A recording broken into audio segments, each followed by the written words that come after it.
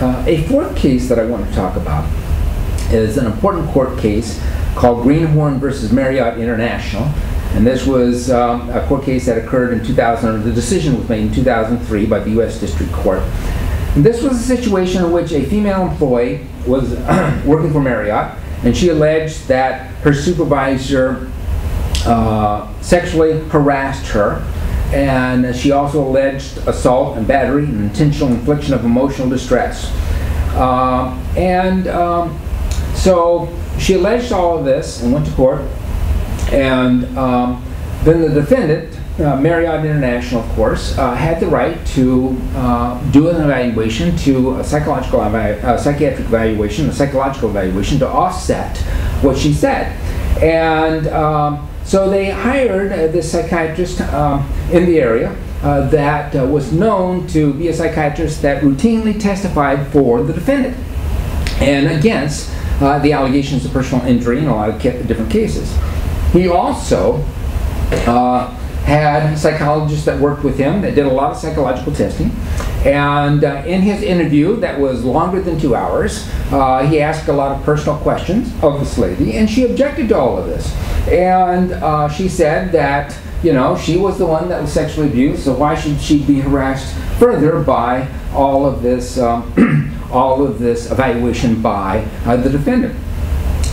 The court ruled in a very direct way that since she raised the issue of emotional harm and psychological damages, that the defendant had the right to evaluate her pretty much in the way that they wanted to. That they could pick whatever psychiatrist or psychologist that they wanted to. They could do whatever psychological testing that they wanted to.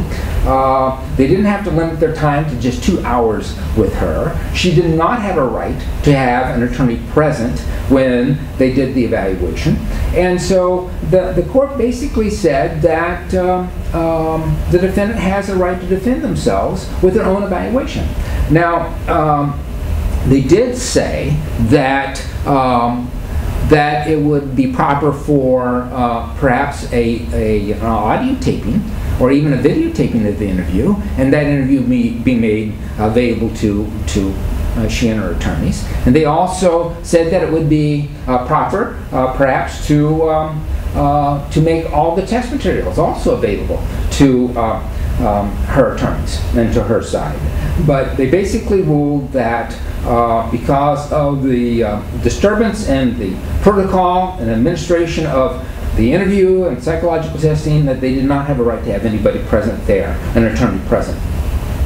So this is a controversy now in forensic psychology, is to what degree do we allow things to happen that might jeopardize the validity of our administration procedures with our psychological testing, our interviews, and everything that we do in order to come to our objective opinions. And the courts have supported the fact that our procedures must be valid, must be reliable.